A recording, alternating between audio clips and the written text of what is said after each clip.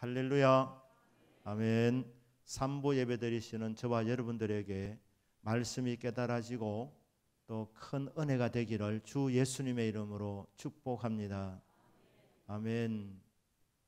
요한복음 21장 베드로가 갈릴리로 다시 돌아갑니다. 1절에는 예수님이 부활하신 예수님이 나타나신 것이 이러하다 이렇게 소개를 하면서 2절에 보면 시몬 베드로가 말합니다. 제자들에게 나는 고기 잡으러 가노라. 베드로가 왜 갈릴리 바다로 돌아갑니까? 예수님께서 사역하는 동안에 몇 번 말씀했습니다. 나는 십자가에서 죽고 거기서 끝이 아니고 3일 만에 부활한다. 부활하고 나면 갈릴리에서 나를 만나자. 그렇게 주님께서 말씀을 하셨습니다. 베드로가 그 말씀을 기억하고 부활하신 주님을 만나기 위해서 지금 갈릴리로 가는 것이 아닙니다. 아무리 생각해도 베드로가 사람을 낚는 업으로 부름을 받았는데 자격이 안 되는 것 같습니다. 왜냐하면 예수님이 붙잡히실 때에 베드로가 3번이나 예수님을 모른다고 부인을 했습니다. 마지막에는 저주까지 하면서 예수님을 향해서 욕설을 하며 맹세하면서 나는 저 사람 모른다고, 전혀 모르는 사람이라고 발뺌을 했던 사람이 베드로입니다. 그런데 예수님이 너는 반석 같은 믿음의 사람이 되라고 이름도 베드로라고 지어주고 수제자로 이렇게 세워주고 했는데 보니까 자격이 없는 자신입니다. 그래서 나는 제자로서 살 자격이 없기 때문에 옛날 하던 일로 내가 돌아가야 되겠다. 고기 잡으러 가노라. 부활하신 주님을 만났을 때 기쁘기도 했지만 면목이 없었습니다. 할 말이 없는 것. 만약에 부활하신 주님을 만나기 위해서 갈릴리로 갔다면 주님이 얘들아 고기가 있느냐 그렇게 말할 때 금방 알아차리고 우리가 기다린 주님이 오셨다 이래 할 것인데 주님이 3년 동안 같이 다니면서 들었던 음성인데도 몰랐다는 것은 베드로를 위시해서 그 제자들이 주님 만나려는 생각을 꿈에도 못하고 있었습니다. 그러니까 도망간 겁니다. 다시 옛날 어부잡이 그 생활로 돌아간 것입니다. 그래서 나 고기 잡으러 간다. 예수님 뵙기가 나 너무 송구스럽다. 그러니 제자들이 동조를 합니다. 나도 해서 6명이 더 보태져서 7명이 지금 갈릴리 바다, 여기는 티베랴 호수라 되어 있는데 로마 황제 티베리우스를 기념해서 티베랴 호수라 하기도 하고 호수보다 워낙 넓어서 바다라 하기도 하고 게네사렛 호수라 그러기도 하고 갈릴리 바다라 그러기도 하고 다 같은 말입니다. 그래서 이 갈릴리 바다로 돌아가겠다고 하는 것입니다. 왜 그러냐면 예수님께서 부활하시고 나서 찾아오셨는데 2번이나 찾아오셨는데 베드로와 제자들의 잘못을 전혀 언급하지 않는 것입니다. 너희들 잘못했잖아. 그래 하면 우리가 잘못했습니다. 예수 용서해 주시고 이렇게 하겠는데 주님이 전혀 언급하지 않는 것입니다. 제가 군대를 갈 때 그때 우리나라 군대가 많이 좋아졌다 이런 얘기를 했습니다. 그래서 논산훈련소에도 말합니다. 우리 한국 군대 많이 좋아져서 구타가 없다 이러더라고요. 그런데 자대 가보니까 그건 거짓말이고 구타가 있었습니다. 고참들이 말입니다. 어떤 때 보면 안색이 안 좋을 때 오늘 군대 용어 씁니다. 오늘 한따까리 하겠구나 이러면 한따까리 하는 겁니다. 근데 분명히 집합할 건데 안 할 때 더 불안한 것이. 더 불안한. 잠을 자도 자다가도 깨울 수 있기 때문에. 그런데 시원하게 집합당해가지고 한 대 맞고 나면 편하게 잘 수 있습니다. 자, 베드로와 예수님 제자들이 지은 죄가 많았습니다. 각자 도생했습니다. 예수님이 붙잡힐 때 그러마 나 살려라 하면서 다 도망갔습니다. 베드로는 공개적으로 3번이나 예수님 부인하고 아까 말씀드린 대로 마지막에는 저주까지 하며 욕설했다는 겁니다. 고기 잡는 사람이 말할 때 그 욕을 했다는 것은 얼마나 험한 말을 했겠습니까? 근데 부활하신 주님이 찾아오니까 얼마나 놀랐겠습니까? 자기를 배반하고 갔는 사람들인데 부활하신 주님이 나타나서 첫 마디가 무슨 말씀을 하셨습니까? 저 같으면 이 인간아 이렇게 했을 것인데 예수님이 첫 말씀이 뭐냐면 샬롬 이렇게 한 거예요. 샬롬.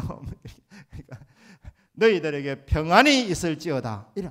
얼마나 놀랐겠어요. 비겁하게 다 문을 닫아놓고 숨어 있었는데 부활하신 주님이 문을 열지 않고 그냥 그들 한가운데 들어오신 겁니다. 들어오셔서 첫 마디가 샬롬 샬롬 이렇게 하신 거예요. 너희들에게 평안이 있을지어다. 두 번째 말씀이 뭐냐면 성령을 받아라. 성령을 받아라. 세 번째 말씀이 무엇입니까? 세 번째 말씀은 너희들이 이제 나가서 죄 용서를 선포해라. 너희들이 용서하면 용서가 임한다. 제자들 잘못한 것은 전혀 언급을 하지 않습니다. 그냥 나가서 용서를 선포하라는 겁니다. 그게 얼마나 그들의 마음을 찔렀겠습니까? 다른 사람 용서해 주라니까.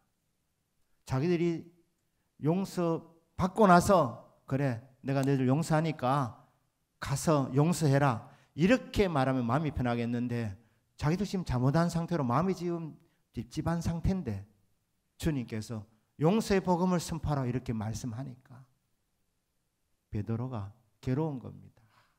주님이 단도직입적으로 베드로야 너 그렇게 하면 되느냐? 정신 좀 차려라.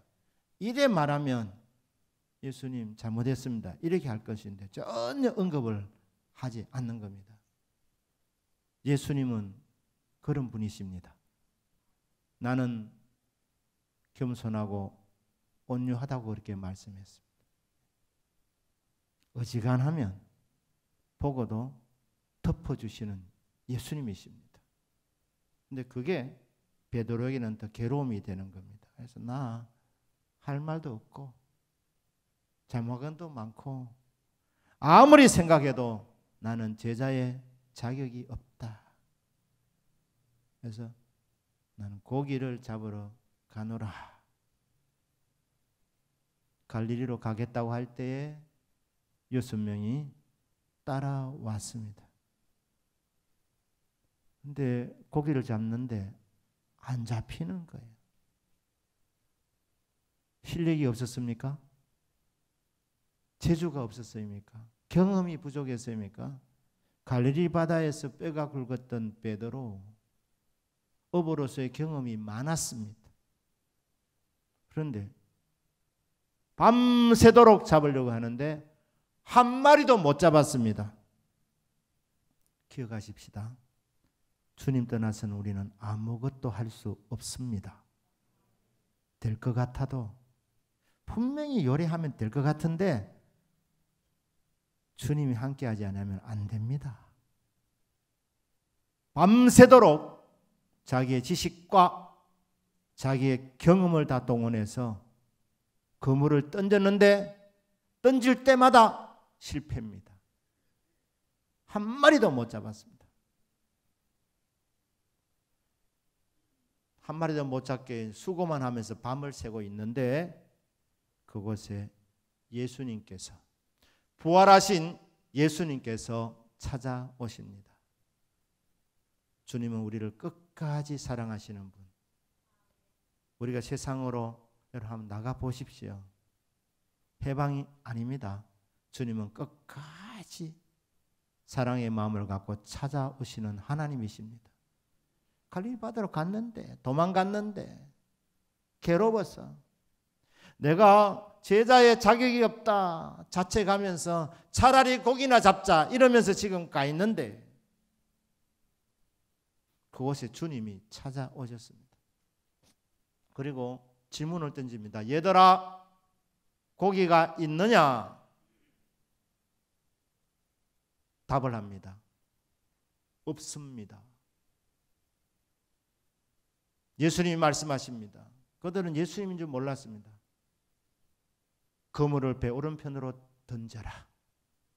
그리하면 잡으리라. 예수님은 어떤 문제든지 해결하실 수 있는 전능하신 하나님이십니다. 우리 예수님에게는 답이 있습니다. 예수님에게는 방법이 있습니다. 방법을 어떻게 가르쳐 주느냐? 말씀으로 가르쳐 줍니다. 어떤 때는 깊은 데로 그물을 던져라. 근데 이번에는 그물을 배 오른편으로 던져라. 주님의 말씀을 나에게 주시는 해답의 말씀으로 알고 순종해서 던지는 사람은 해답을 얻습니다. 던졌더니 엄청 고기를 많이 잡게 됐습니다. 큰 고기 153마리를 잡았습니다. 이게 기적 아닙니까? 밤새도록 한 마리도 못 잡았는데 그물을 배 오른편으로 던지라 이 말씀을 듣고 그 말씀대로 순종해서 던졌더니 어떻게 됐단 말입니까? 큰 물고기 153마리를 잡았습니다. 마스자키 소도이크라는 이 목사님 본인의 간증 가운데 그랬습니다. 이 북해도에서 빙어를 잡는 이 청년들 밤새도록 고기 한 마리 못 잡는데 동틀 때쯤 되어서 뭔가 끌어올리는데 친구들 중에 다 떠나고 한 명만 남아서 그물을 던졌는데 거기 보니까 고기가 아니라 책이 이렇게 올라온 거예요. 책들이 일본에서 박해가 일어나서 성경책을 그냥 바다에 던졌는가 봅니다. 근데 그 중에 이제 요한복음이라는 그 책이 이제 좀 작아서 끄집어냈는데 이 절간에서 자랐던 사람이라. 이 요한복음, 복음이라는 거 복된 소식. 그래서 딱 열어보니까 첫눈에 들어온 게 그물을 배 오른편으로 던지라 이 말씀이 눈에 들어온 거예요. 밤새도록 그물을 배 왼편으로 던졌답니다. 그래서 오른편으로 던졌는데 빙어를 밤새도록 한 마리 못 잡았던 이게 말입니다. 엄청 빙어를 많이 잡게 된 겁니다. 그래서 요한복음이 고기 잡는 책인 줄 알았답니다. 그래서 이제 고기를 더 잡으려고 이 책을 집중해서 보다가 예수님 만난 거예요. 그래서 세례를 받고 절간에서 자랐던 사람이 목사가 되는 이런 일이 있어요. 그러니까 그물을 배 오른편으로 던지라. 주님의 그 방법에 순종해서 그물을 던졌더니 큰 물고기 153마리 잡히는 기적. 그만큼 잡히면 그물이 찢어져야 되는데 그물이 찢어지지 않는 기적. 이런 엄청난 기적들을 경험하게 되었습니다. 예수님 말씀은 지금도 살아계십니다. 나에게 주신 말씀으로 받고 그대로 순종하면 말씀을 통해서 우리는 하나님의 능력, 예수의 능력을 경험하게 됩니다. 딱 이래 되니까 이 제자들 중에서 영적 센서가 제일 높았던 촉이 빨랐던 사람이 예수님 사랑하시는 제자 사도 요한이었습니다. 사도 요한이 베드로에게 말합니다. 베드로는 좀 미련하죠. 별명이 돌 아닙니까? 베드로야, 주님이시다. 주님이시다. 이 말을 듣는 순간 베드로가 어떻게 합니까? 바로 그냥 몸을 던집니다. 어디로? 갈릴리 바다로. 그 차가운 갈릴리 바다로 자기 몸을 던지는 겁니다. 그런데 주님이시니까 고기 잡으려고 우통을 벗고 있었는데 예의를 갖추어서 겉옷을 두르자마자 바로 주님이시라는 것을 듣고 아, 주님이 오셨구나. 도망갔던 그가 그 바닷가에 서 계시는 예수님 향해서 수영을 해서 지금 다가가고 있는 겁니다. 베드로는 세상으로 나가도 마음 한가운데에 주님에 대한 마음이 있었습니다. 예수님께서 베드로 마음속에 믿음을 심어 주셨던 것입니다.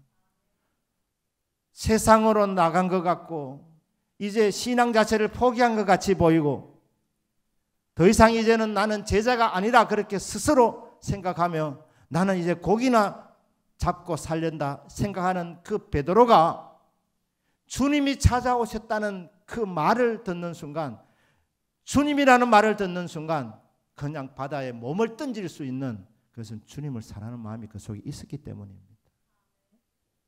사람의 마음속을 들여다보시는 우리 예수님, 바다 깊은 속에 어디에 물고기가 있고 어디에 없는지도 다 아시는 주님, 어떤 경우에는 물고기 없을 때 그 물고기를 명령해서 동원시킬 수 있으신 온 세상의 주관자가 되시는 예수님께서 그 헤엄쳐 오는 베드로의 그 모습을 보시면서 네가 아무리 나는 주님을 사랑하지 않는다 그래 말아도 나는 보고 있다. 너는 나를 사랑하는 자다. 여러분, 우리가 일주일 동안 세상 속에서 살아가는 삶 속에 때로는 향내나는 삶이 안 될 수도 있습니다. 하지만 여러분들이 주일날 이렇게 교회로 나오시는 것은 주님 만나고자 나오는 여러분 주님을 사랑하는 뜨거운 마음이 있기 때문인 줄로 믿습니다. 오는 자 주님은 기쁘게 맞아 주십니다. 누가 먼저 나온지 모릅니다. 베드로는 수영을 해서 주님께로 나갔고 배를 타고 오는 사람, 제 생각에는 배를 타고 온 사람들이 먼저 도착했지 않나 싶습니다. 베드로는 따지지 않습니다. 머리 계산하지 않습니다. 그냥 주님이라 그러니까 순간적으로 그냥 몸을 날려버린 것입니다. 그게 어리석은 선택인지 그거는 모르고 그냥 주님이라 그러니까 가만히 있을 수 없었어요. 그냥 수영을 해서 주님께로 나오는 베드로, 주님께서 그들을 위해서 숯불을 준비해 놓고 계셨습니다. 왜? 밤새도록 고기 잡으면서 동철역에 추우니까. 특별히 베드로가 물속에 자기 몸을 던질 것을 아시고 미리 아시고 물에 들어왔다가 이른 새벽에 올라오면 되게 춥습니다. 위에서 숯불을 준비해 놓으신 예수님, 밤새도록 고기 잡느라 피곤했고 배가 몹시 고팠을 그들을 위해서 주님은 생선도 구워놓고 기다리고 계셨습니다. 그리고 말씀합니다. 방금 잡은 고기도 좀 갖고 오너라. 가장 맛있는 고기는 방금 잡은 고기가 제일 맛있는 고기입니다. 제자들에게 정말 맛있는 고기를 주시려고 방금 잡은 고기도 갖고 오너라. 그래야 말씀합니다. 이리 오너라, 와서 조반을 먹어라. 아침 먹자. 이렇게 하는. 주님이 여기 먹자고. 여러분, 주님께서 이 먹는다는 말씀하실 때 여러 의미가 있지만 여기서 먹자는 것은 교제를 말한 거죠. 교제. 주님께서 오라고 합니다. 제일 처음에 오라고 하셨을 때는 와 보라고 이렇게 말씀하셨고, 여기서는 와서 먹어라. 교제하자. 코이노니아. 친교하자. 주님께서 저와 여러분을 왜 교회로 이렇게 부르십니까? 영적으로 주님과 예배 시간에 교제하기 위해서 주님 우리를 불러주십니다. 와서 조반을 먹어라. 그런데 이때 가장 어색한 순간을 경험하는 사람이 저는 베드로였다고 봅니다. 지은 죄가 많았기 때문입니다. 그래서 153마리 물고기 센 사람도 저는 베드로였다고 봅니다. 뻘쭘하기 때문에. 그래서 세보니까 153마리. 그런데 예수님이 부르시는 겁니다. 그리고 베드로에게 묻습니다. 요한의 아들 시몬아, 네가 나를 사랑하느냐? 여러분, 신앙이라는 것은 하나님과 나와의 1대1의 인격적인 만남입니다. 하나님은 저와 여러분을 도매금으로 다루지 않습니다. 두리뭉실하게 만나주지 않습니다. 오늘 이 시간 예배드리는 여러분 한 분 한 분에게 영으로 인격적으로 한 분 한 분에게 임재하시는 사랑의 하나님이십니다. 예배는 예배 드릴 때마다 하나님과 나와의 1대1의 만남이 일어나야 됩니다. 인격적인 만남이 일어나야 됩니다. 조반을 먹으시고 주님이 베드로를 1대1로 이렇게 불러가지고 질문을 하십니다. 요한의 아들 시몬아, 네가 나를 사랑하느냐?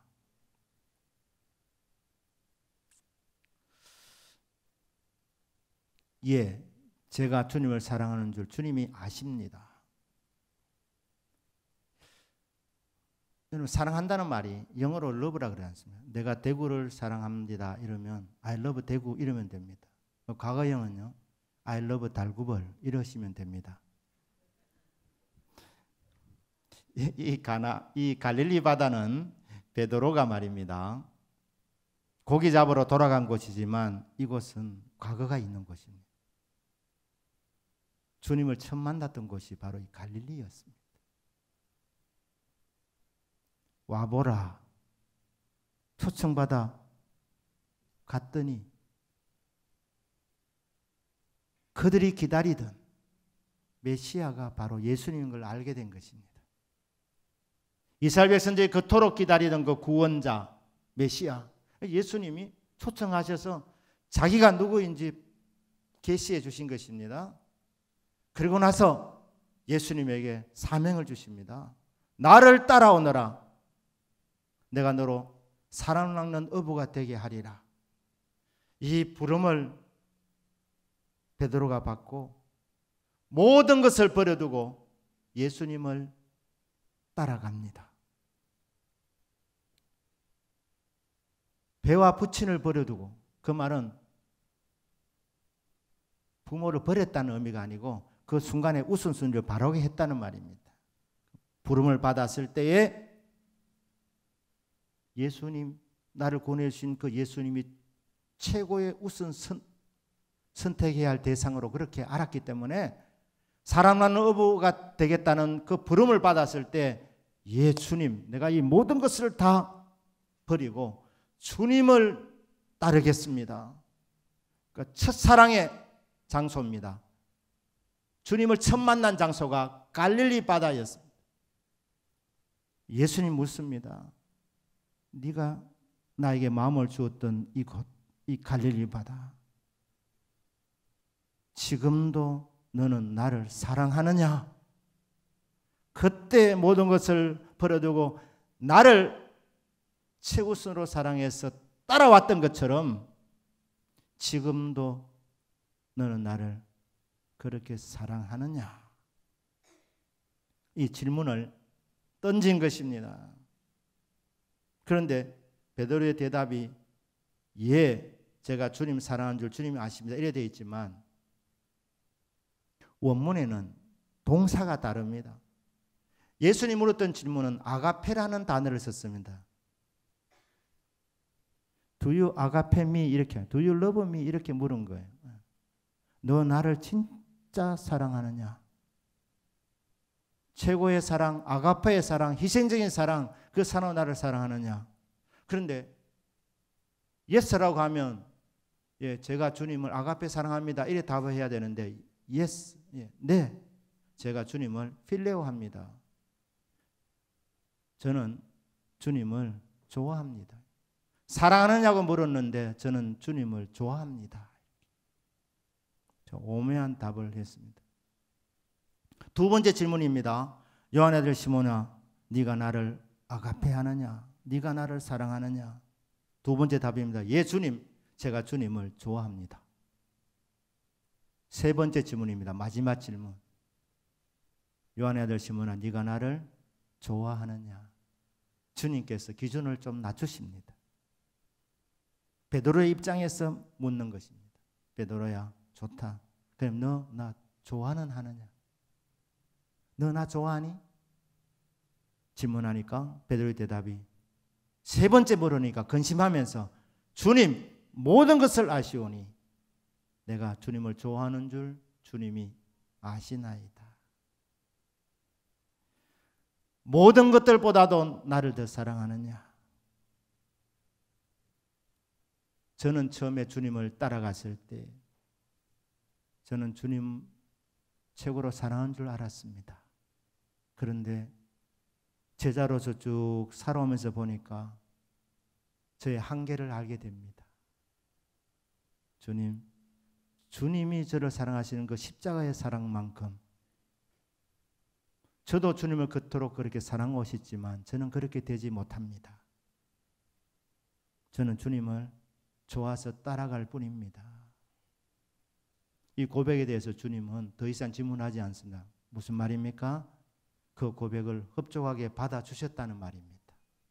더 이상 더 큰 헌신을 요구하지 않습니다. 여러분, 십자가 사랑은 우리가 할 수 있는 사랑이 아닙니다. 아가페 사랑은 주님만이 하실 수 있습니다. 우리는 그냥 주님 좋아하면 충분합니다. 주님, 저는 주님이 좋습니다. 예배 드리는 것이 좋고, 기도하는 것이 좋고, 말씀 듣는 것이 좋고, 저는 주님을 사랑하는 수준이 이 정도밖에 되지 않습니다. 그런데 주님은 그 고백을 최고의 헌신으로 받아주신다는 것입니다. 우리가 주님 한 번 사랑하는 건 불가능합니다.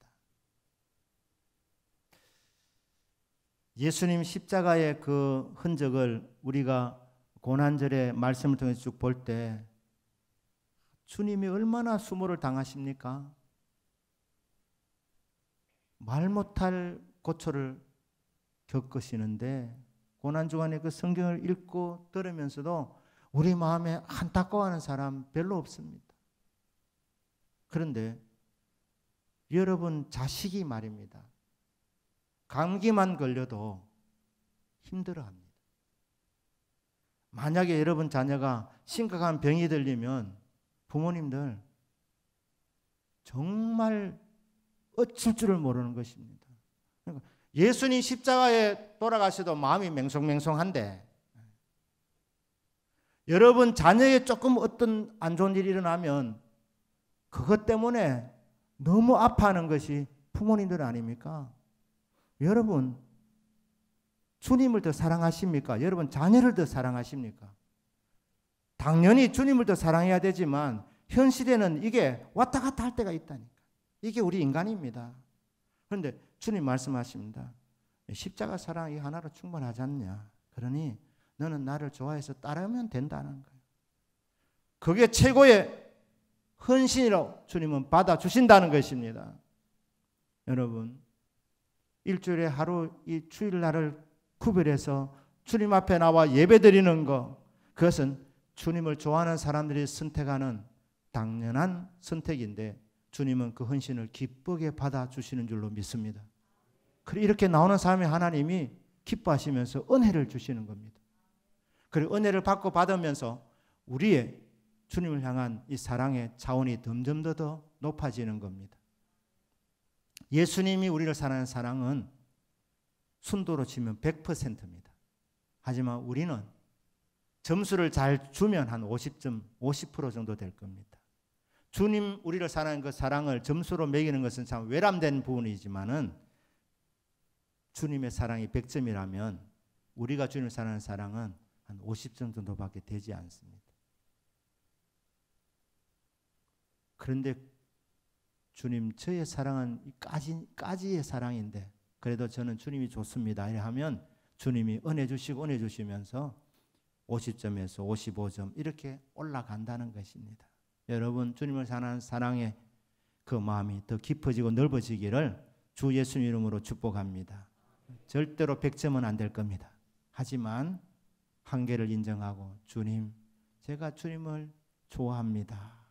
이렇게 주님 말씀 듣는 것 좋아하고 예배드리는 걸 좋아할 때 하나님께서 여러분들에게 또 큰 은혜를 부어 주십니다. 이 사랑의 고백을 받으시고 주님께서 네가 나를 좋아한다는 거 내가 받겠다. 더 이상 이 문제에 대해서 더 이제 묻지 않겠다 하시면서 한 가지 부탁이 있다고 말합니다. 그 부탁이 뭐냐 하면 15절에서는 내 어린 양을 먹이라고, 16절에서는 내 양을 치라 하십니다. 17절에는 내 양을 먹이라. 이제 세 번 다 양이라는 단어를 썼는데 단어가 다릅니다. 첫 번째 사용하셨던 15절의 그 양은 문자 그대로 어린 양입니다. 태어난 지 얼마 되지 아니한 양, 새끼 양. 16절에서 말하는 그 양은 힘은 이제 왕성해졌는데 때로는 실수하는 젊은 양, 사춘기를 겪고 있는 양, 그리고 17절의 양은 성숙한 양. 주님 말씀합니다. 어린 양도 있고 젊은 양도 있고 성숙한 양도 있는데 그 모든 양들이 다 내 양이라고 이렇게 말씀하시는 거예요. 교회 안에도 성숙한 성도도 있지만 교회 다닌 지 20년, 30년이 지났는데도 여전히 영적으로는 어린아이 같은 성도도 있습니다. 그들을 판단하지 말라고 하는 겁니다. 비판하지 말라는 거죠. 주님 말씀하면 그들도 내 어린 양이다. 그러니 네가 나를 진짜 좋아하면 어린 양을 좀 돌봐주라. 주님의 부탁입니다. 젊은 양도 먹어야 할 양이 많기 때문에 돌봐줘야 되죠. 성숙한 양도 음식이 필요합니다. 왜? 나이가 들면 입맛이 안 좋으니까. 그러니 다 보살펴줘야 되는 겁니다. 주님 말씀합니다. 어린 양이나 힘이 왕성한 젊은 양이나 성숙한 나이 많은 양이나 다 너의 양이 아니고 내 양이다. 그러니 판단하지 말고 비판하지 말고 네가 진짜 나를 좋아하거든 그 양들을 좀 돌보기를 원한다. 코로나 상황이 길어지면서 여러분 대면 예배 드리는 분도 있지만 비대면 예배를 집에서 드리는 분들도 있습니다.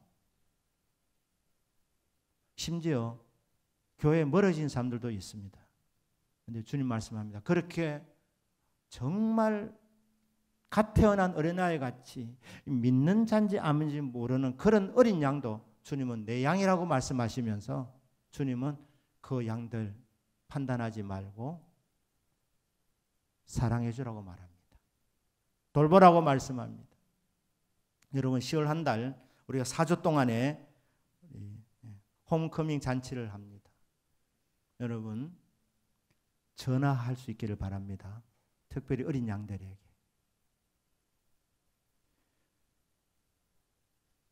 만나시기를 바랍니다.